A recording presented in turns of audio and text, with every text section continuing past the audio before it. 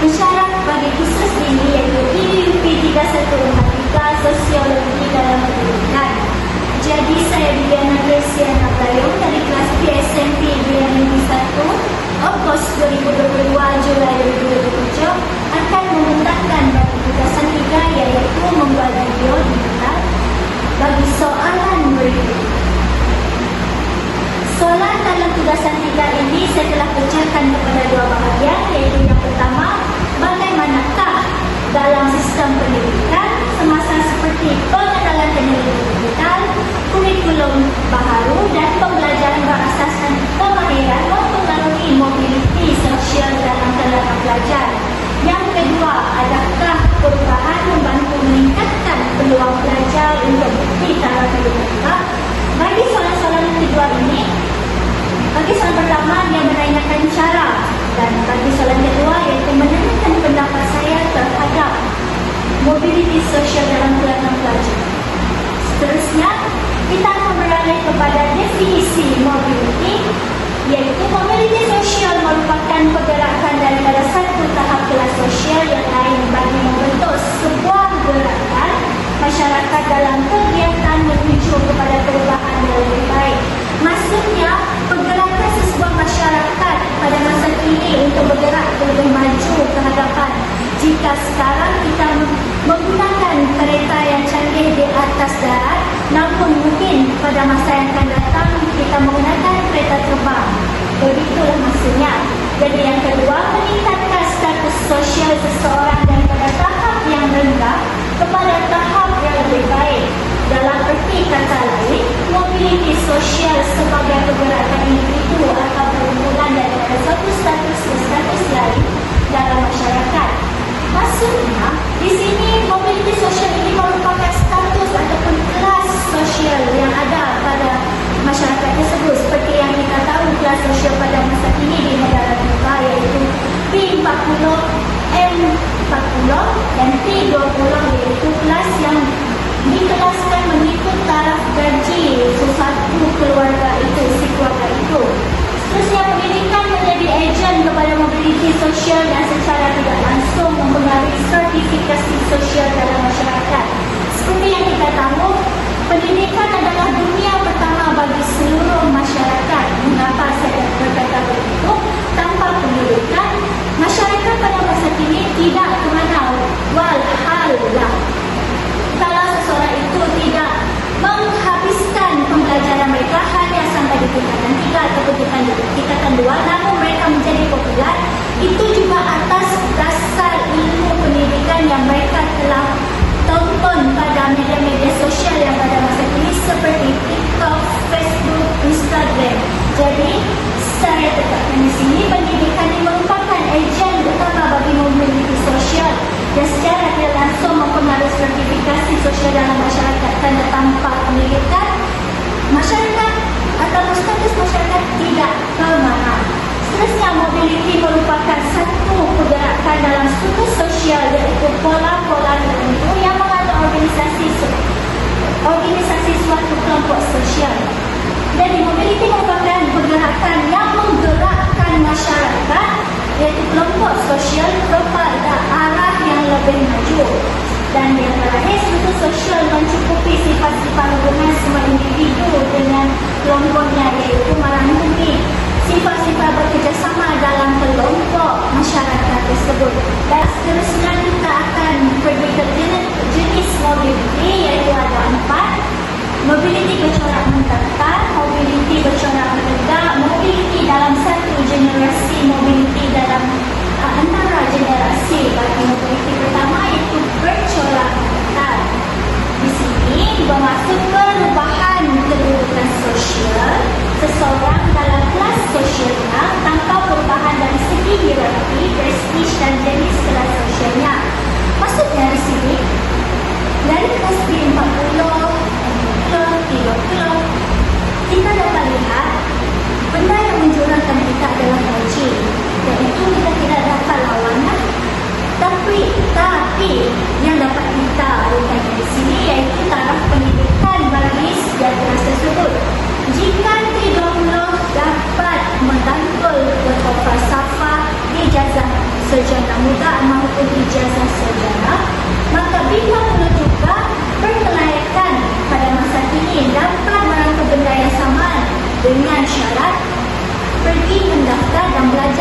institusi pendidikan tinggi. Sekarang peluang pendidikan tidak hanya membuka kepada yang layak dan yang mempunyai kewangan yang mencukupi, namun pendidikan pada masa kini boleh membuka kepada yang kurang berkemampuan kerana pendidikan masa kini telah membuka pinjaman pinjaman seperti PPPN untuk pelajar yang kurang berkemampuan berpeluang untuk belajar di institusi pendidikan tinggi awam. Seterusnya, mobiliti bercorak menegak itu perubahan berlaku pada kelas atau status seseorang individu maupun masyarakat seperti kenaikan ataupun penurunan status serta martabat. Di sini maksudnya kehidupan seseorang atau status seseorang yang dari atas boleh turun ke bawah, seperti orang itu adalah bos, namun ada pada masanya dia akan menurun menjadi pekerja biasa. Seterusnya, mobiliti dalam satu generasi, perubahan berlaku pada kelas atau status seseorang individu maupun masyarakat seperti kenaikan atau penurunan status serta martabat seperti yang disebutkan. Seterusnya, mobiliti antara generasi, iaitu perubahan kehidupan generasi anak-anak berbeza dengan kehidupan ibu bapa boleh menurun atau meningkat. Maksudnya di sini, jika ibu bapanya telah berada di kelas T20, kemudian anaknya berada di B40, itu yang dimaksudkan pada mobiliti antara generasi. Baiklah, sekarang kita ke slide yang seterusnya, iaitu kepada soalan kita yang pertama tadi, bagaimanakah sistem pendidikan semasa seperti perubahan pengenalan teknologi digital, kurikulum baharu dan seterusnya dapat mempengaruhi mobiliti sosial seorang pelajar. Sebelum itu, saya akan menerangkan sistem pendidikan semasa. Dalam sistem pendidikan di Malaysia, kita merujuk kepada keseluruhan struktur organisasi dan proses pendidikan yang dilaksanakan di negara ini, bermula dari peringkat prasekolah hingga peringkat pengajian tinggi. Ini merupakan sistem pendidikan semasa yang akan dimulakan atau diperkenalkan pada tahun 2027, iaitu kurikulum baharu 2027. Sistem ini akan dikendalikan sepenuhnya oleh Kementerian Pendidikan Malaysia, iaitu KPM, dengan kerjasama agensi lain yang berkaitan seperti kolej profesional, kolej kemahiran dan sebagainya. Seterusnya, tujuan utama sistem pendidikan di Malaysia kita adalah menyediakan pendidikan yang berkualiti dan sama untuk semua rakyat Malaysia tanpa mengira latar belakang sosial, ekonomi atau etnik seperti yang saya telah nyatakan pada sebelum tadi, iaitu pendidikan untuk semua, tidak mengira kamu dari latar belakang mana, ekonomi mana atau etnik mana. Seterusnya, sistem ini bermatlamat, iaitu bertujuan membangunkan modal insan yang berpengetahuan, berkemahiran, kreatif, inovatif dan berakhlak mulia seperti yang kita tahu di setiap sekolah atau sekolah-sekolah awam sekarang menawarkan berbagai subjek atau mata pelajaran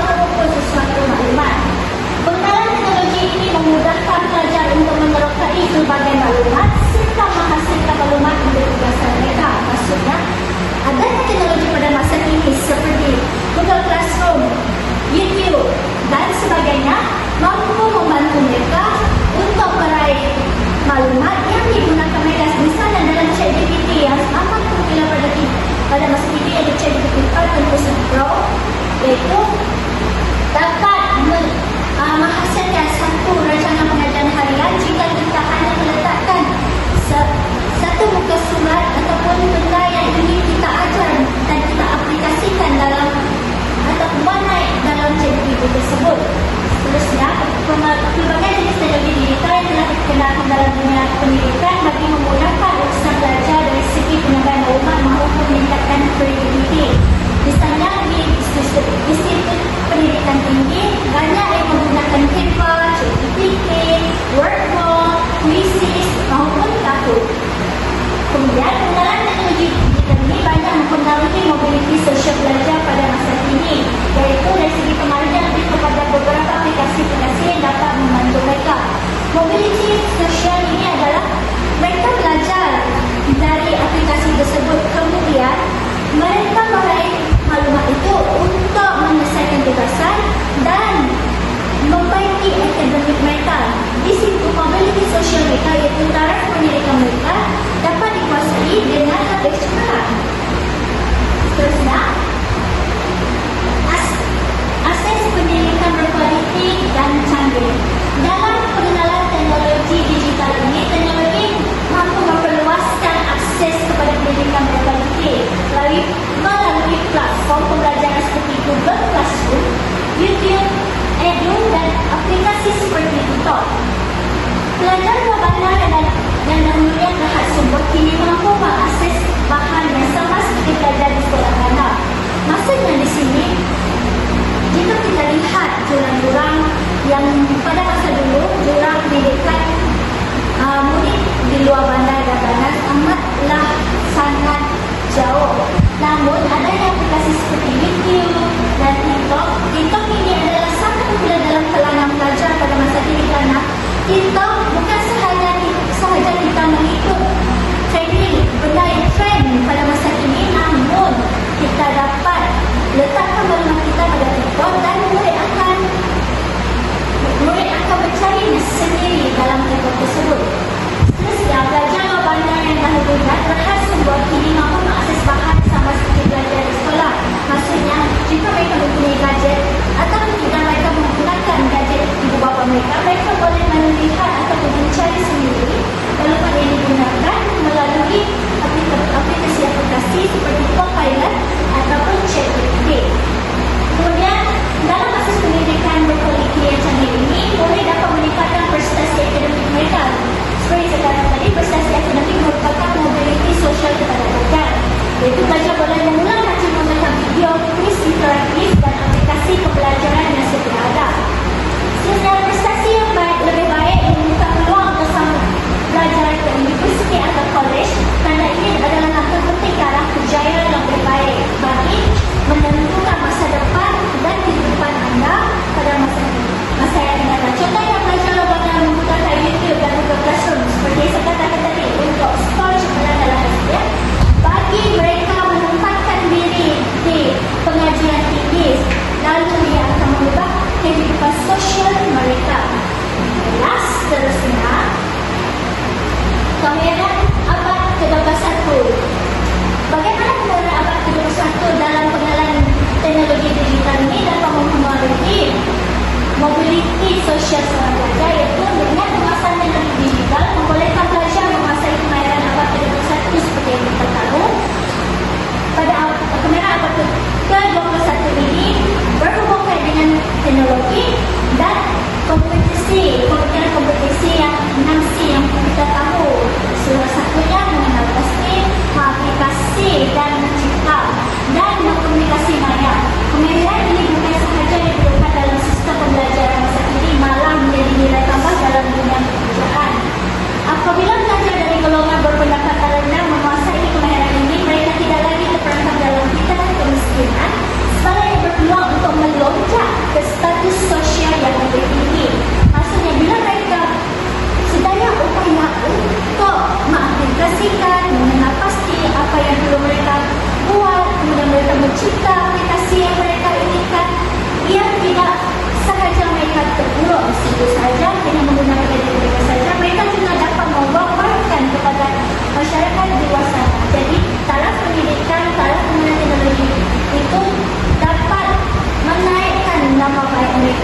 mengembangkan mobilitas sosial pada tersebut.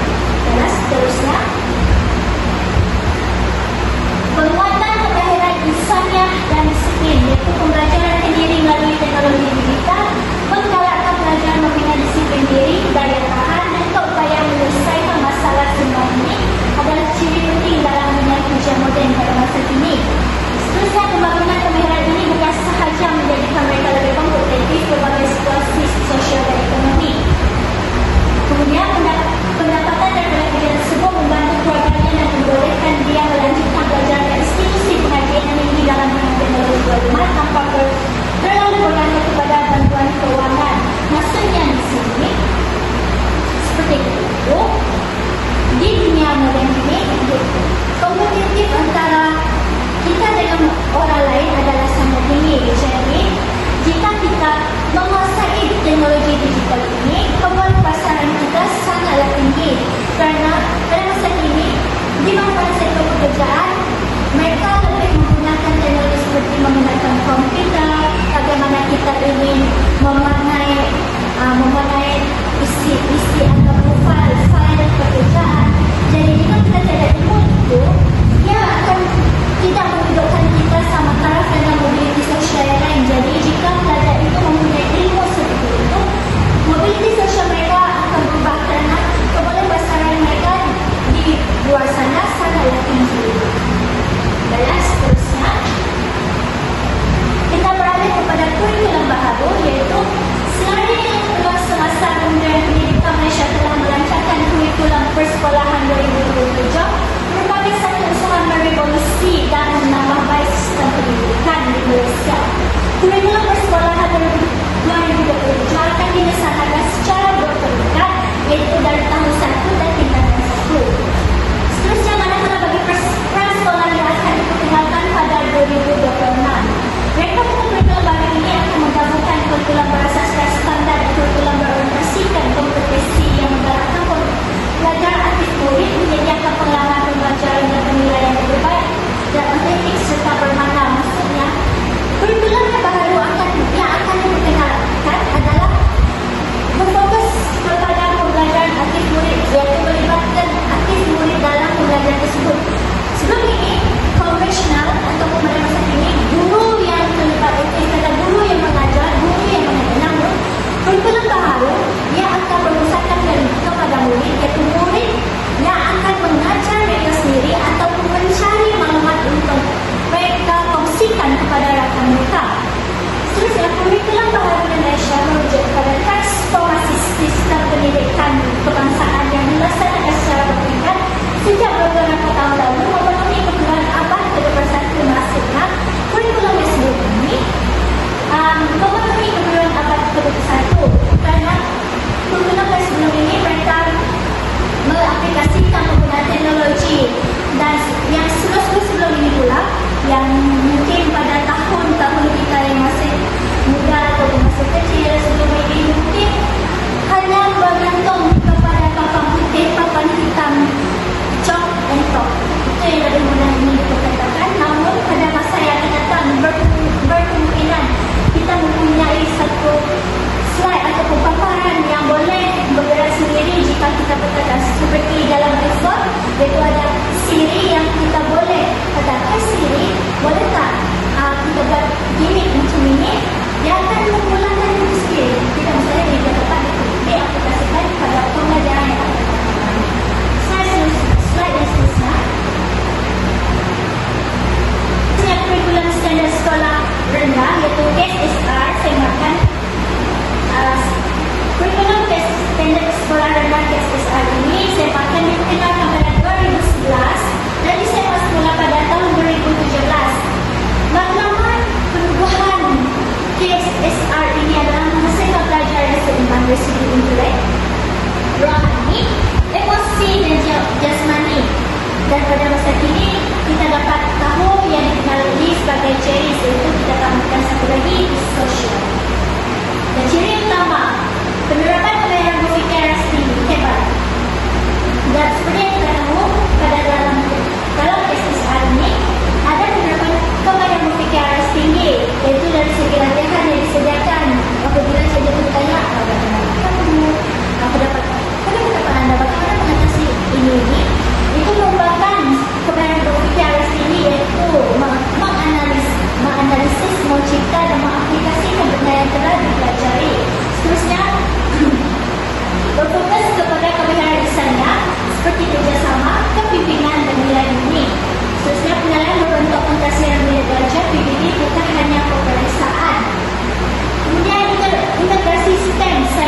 teknologi komputer dan matematik. Kemudian pengajaran berasaskan teori dan projek dan penekanan kepada kemahiran komunikasi dan penjelasan masalah serta elemen digital dalam pembelajaran. Seperti kita tahu, pembelajaran pada masa kini, pengajaran pada masa kini lebih kepada teknologi digital. Karena semakin majunya dunia, semakin banyaklah kehendak yang ingin disampaikan oleh dunia seperti pembelajaran menggunakan digital. Seterusnya, ini merupakan ciri iaitu soalan dan aktiviti yang mencabar minat belajar berfikir di luar kebiasaan atau berfikir daripada luar kotak. Kamera abad ke-21 berfokus kepada komunikasi, kolaborasi, pemikiran kritis dan kreativiti. Kemudian pembelajaran kontekstual, pelajaran yang dikaitkan dengan situasi sebenar untuk pemahaman lebih mendalam. Lalu pendidikan bersepadu barang demi elemen berbagai kurikulum seperti patriotisme, keniscayaan alam dan teknologi. Seterusnya,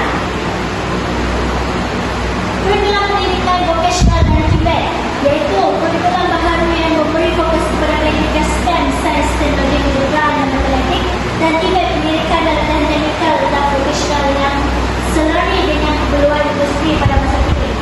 Apa itu kurikulum Tibet? Jadi kita akan fokus kepada kurikulum Tibet, iaitu Tibet yang pendekatan pendidikan yang diberi fokus kepada kemahiran praktikal dan teknikal, iaitu kemahiran seperti timbangan ataupun seperti yang pada industri-industri pada masa kini lah yang menggunakan kemahiran. Mereka berasaskan industri pekerjaan khusus dalam bidang tertentu seperti kejuruteraan, pertanian, kulineri, otomotif, teknologi maklumat dan banyak lagi. Ia melibatkan gabungan teori dan praktikal dan disampaikan melalui sekolah menengah teknik dan vokasional, kolej vokasional, institusi latihan kemahiran awam dan swasta, politeknik dan kolej komuniti. Berikut merupakan ciri-ciri kurikulum, iaitu ciri yang pertama, berorientasi ke industri, iaitu kurikulum berangka bersama sektor industri agar selari dengan keperluan semasa. Latihan praktikal dan intensif, pelajar menjalankan latihan di bengkel, amal dan tempat kerja sebenar. Penilaian berasaskan kompetensi, iaitu pelajar dinilai berdasarkan penguasaan kemahiran bukan hanya peperiksaan, iaitu pelajar buat, guru menilai. Seterusnya, pembelajaran modular dan fleksibel, kurikulum bekerja kepada model membolehkan belajar fokus secara bergantian, dan yang terakhir laluan pendidikan bertahap, belajar boleh naik ke tahap lebih tinggi seperti diploma, ijazah atau profesi.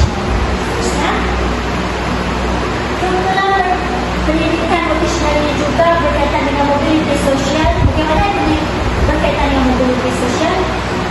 Iaitu meningkatkan pendapatan golongan B40, iaitu memberikan peluang pekerjaan yang cepat serta selepas tamat pengajian. Seperti kita tahu, sektor dulu kita terkena di sektor kerajaan. Kalau keluar daripada institusi kerajaan, kamulah orang yang pertama yang akan mendapat pekerjaan, manakala yang keluaran daripada institusi pendidikan awam yang lain tidak mendapat tempat. Namun ini kehendak industri yang semakin meningkat membuka luas lagi lebar sayap atau melebarkan sayap lagi industri pada masa kini untuk mengambil tenaga manusia untuk bekerja dengan mereka berdasarkan kemahiran yang diperlukan. Contohnya adalah pelajar dari luar bandar program kolej profesional kini bekerja dalam bidang kemahiran seperti juruteknik, chef profesional atau memiliki bengkel sendiri sekaligus mengubah cara hidup mereka dan keluarga dari aspek ekonomi. Seterusnya, kita akan beralih kepada pendidikan inklusif dan akses sama rata. Seperti yang kita tahu, pendidikan inklusif ini melibatkan orang yang kurang upaya, tidak kira dari segi fizikal maupun tidak fizikal. Seperti apa itu pendidikan inklusif? Pendidikan inklusif merujuk kepada sistem pendidikan yang menerima semua pelajar tanpa diskriminasi, yaitu pendidikan untuk semua. Kemudian mengiktirafkan kepelbagaian dari segi kemampuan budaya, sosioekonomi dan latar belakang. Kemudian menyediakan persekitaran pembelajaran yang menyokong dan menyeluruh, dan akses sama rata guna bermaksud setiap pelajar diberi ruang yang ada untuk belajar dengan berjaya walaupun kebutuhan mereka berbeza. Maksudnya jika kita menggunakan komputer pelajar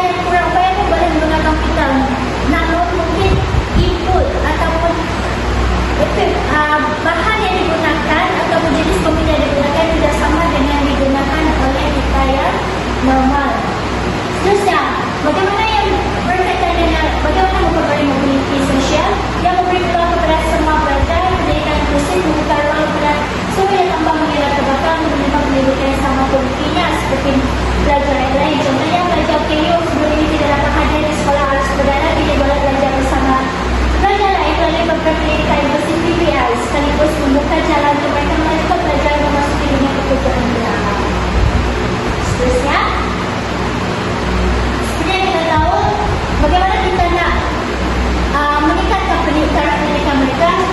Contohnya, pada COVID yang lepas 2020, IDP Kementerian Pendidikan Malaysia telah ditubuhkan bagi mengelakkan keciciran dalam pelajar-pelajar kita, tidak kiralah pelajar OKU maupun pelajar biasa. Seterusnya, kita akan beralih kepada pembelajaran berasaskan kemahiran, iaitu yang terakhir bagi soalan.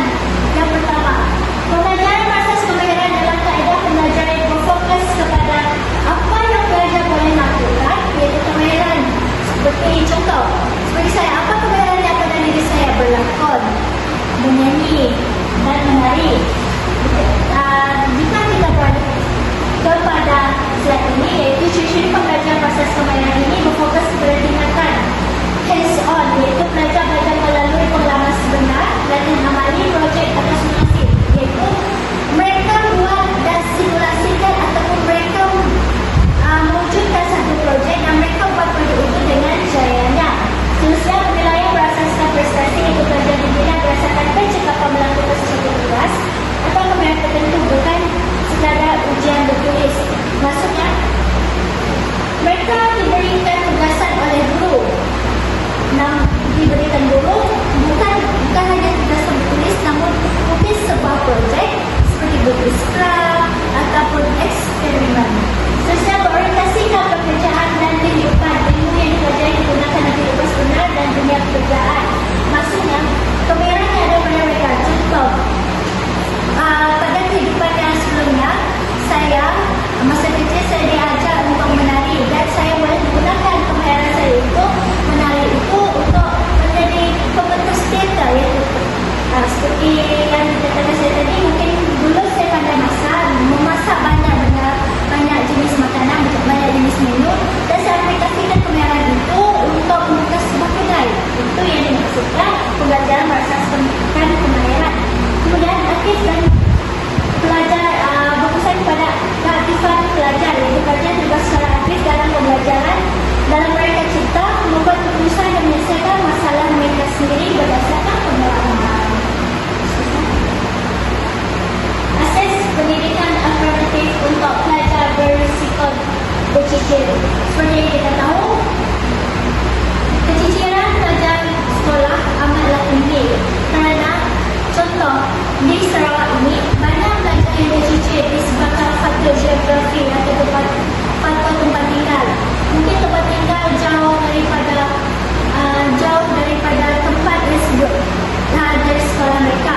Namun itu tidak menjadi masalah kepada mereka. Mungkin mereka disebabkan faktor jurang berkenaan dengan sekolah itu membuat mereka tidak dapat habis bersekolah sehingga tingkat kelima. Namun adanya kemahiran, yaitu pengurusan kemahiran ini, pendidikan pendidik untuk pelajar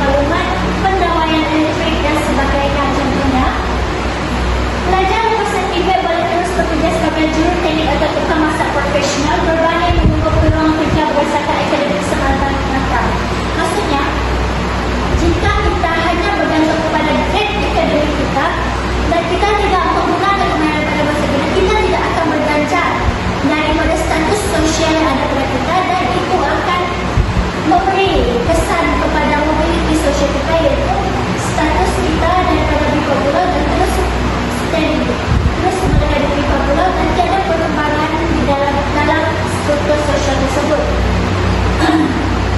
Kemudian masyarakat pelajar ini dapat meningkatkan keberpasaran kerja, selesai relevan dengan industri dan masyarakat, mengurangkan pengangguran baruan yang hanya untuk sijil tambah pelajaran. Pesan yang belajar daripada program Bihobula boleh menjana pendapatan lebih awal dan membantu keluarga keluar daripada kitaran kemiskinan. Seterusnya, jika kita beralih kepada soalan kedua, saya bersetuju perubahan membantu meningkatkan peluang pelajaran produktif taraf hidup mereka. Kenapa? Seterusnya, kenapa saya berkata begitu? Karena pada slide sebelum ini, saya berkata pelbagai kebaikan yang telah diberikan sistem pendidikan semasa ataupun sistem pendidikan yang baru kepada diri pelajar tersebut dari segi mobilitas sosial mereka, iaitu seperti taraf ekonomi yang berkembang. Melalui sistem pendidikan semasa seperti penggunaan teknologi digital, ekonomi seseorang dapat dijana kerana adanya aplikasi-aplikasi pada masa kini mampu memperluaskan ilmu mereka dalam berbagai bidang seperti perniagaan. Sistem pendidikan semasa bukan sahaja berpusatkan kepada kemajuan negeri dalam pendidikan dan ilmu yang ingin dituntut, namun pergerakan pelajar untuk mencari strategi berkesan dalam mengembangkan ekonomi sejahtera, aplikasi seperti Canva, YouTube dan TikTok. Mengapa saya mengatakan ini? Seperti aplikasi Canva, YouTube dan TikTok ini, kita boleh membuat satu konten, iaitu konten creator yang kita tahu seperti pada masa kini amatlah tinggi konten creator. Orang yang membuat satu video yang seperti kehidupan seharian mereka, perjalanan kehidupan seharian mereka ataupun apa-apa kandungan video, dan mereka membuat naik di YouTube dan mereka menjana pendapatan di situ. Jika kita dari Canva pula, kita boleh menyediakan satu slide ataupun template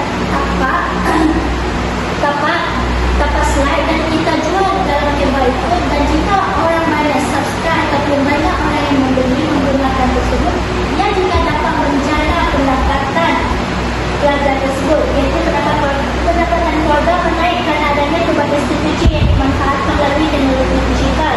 Kemudian meningkatkan produktiviti pelajar dalam mencari platform seperti Canva, iaitu perniagaan berasaskan penyediaan slide. Kemudian ekonomi yang berkembang dapat meringankan beban keluarga mengeluarkan kos tinggi bagi melanjutkan pendidikan. Seterusnya, pengiktirafan pendidikan tinggi. Pengiktirafan pendidikan tinggi ini mengapa saya kata begitu? Taraf hidup seseorang yang diiktiraf pendidikan tinggi adalah perubahan yang sangat besar pada keluarga tersebut, terutama yang mengubah nasib keluarga itu kerana ia membawa masuk kepada tahap pendidikan yang diiktiraf. Apabila sistem pendidikan semasa ini selari di usaha pelajar, maka ruang dan jalan mereka untuk melanjutkan ke peringkat tinggi semakin luas. Kenapa? Sebenarnya adanya kurikulum baru yang digalakkan pelajar berfikir secara kritis dan kreatif mampu membawa mereka untuk mereka di cemerlang menjadi bekalan ke peringkat pengajian tinggi. Seperti kita tahu, jika kita ingin ke peringkat pengajian tinggi, kita mempunyai bekalan yang pertama itu grade cemerlang, peringkat cemerlang. Jika pelajar itu meraih grade cemerlang, maka taraf pendidikan mereka boleh meningkat seperti dari tingkatan 5 SPM, STPM ataupun diploma. Kemudian boleh naik kepada ijazah sarjana muda, kemudian boleh naik kepada ijazah sarjana, kemudian peringkat yang lebih tinggi iaitu doktor falsafah. Seperti contoh Green Global Pertanian Antarabangsa dan SDG, iaitu adalah kompetisi dalam kurikulum pendidikan dan mengatasi kemiskinan remaja, iaitu PIMSS atau PIMS dan PISSA, iaitu BISA, guna kesedaran dan tanggungjawab terhadap ekonomi, sosial dan pendidikan. Bagi trend global ini merupakan salah satu contoh yang dapat membawa taraf pendidikan tinggi ini, dan dibuktikan pada masa kini bahawa dengan ada seperti tips atau bisa ini dapat mengatasi kemiskinan pembelajaran, iaitu dapat membantu pelajar yang berkemampuan pergi ke pendidikan yang lebih tinggi. Seterusnya, taraf hidup yang berkembang. Umum kita ketahui mobiliti sosial pelajar ini berkaitan dengan struktur sosial atau status kehidupan seseorang pelajar tersebut. Melalui sistem pendidikan semasa, taraf kehidupan pelajar dapat berkembang kerana sistem pendidikan semasa selaras dengan keperluan industri pada masa ini. Contohnya dalam bidang teknologi maklumat dan mana-mana industri yang memerlukan tenaga manusia. Kemudian, justru itu pemerkasaan sistem pendidikan semasa juga mampu menggalakkan pelajar untuk belajar dan berpendidikan kerana melalui pendidikan kehidupan, ini kita dapat melihat bahawa pendidikan ini mampu mengubah kehidupan kita dengan lebih cepat berbanding dengan kita duduk sahaja dan melakukan pengangguran. Seperti jika kita lihat bagi pelajar kehidupan bersama rata pada masa kini juga diperhatikan dan belau pendidikan semasa menyediakan khidmat yang sama dan sesuai dengan kebenaran serta kemampuan pelajar. Terbukti bahawa pelajar juga dapat menikmati taraf kehidupan yang sama seperti pelajar lain. Contohnya, kerja okey itu mungkin boleh masuk kepada kolej kemahiran jika mereka tidak dapat melihat, namun mereka juga dapat menghasilkan satu tahap standar yang dapat menjadi salah satu kemahiran mereka dan mereka dapat jual benda itu jika yang semakin meningkat permintaannya, maka ekonomi dapat berjalan di situ. Apabila ekonomi juga meningkat, dia dapat mengubah taraf kehidupan mereka, iaitu dari kehidupan kepada status sosial yang lain. Baiklah, sebelum saya menutup tirai pembentaran saya ini, kesimpulannya di sini, mobiliti sosial ini kita tidak dapat menilainya secara luaran maupun dalaman kerana mobiliti sosial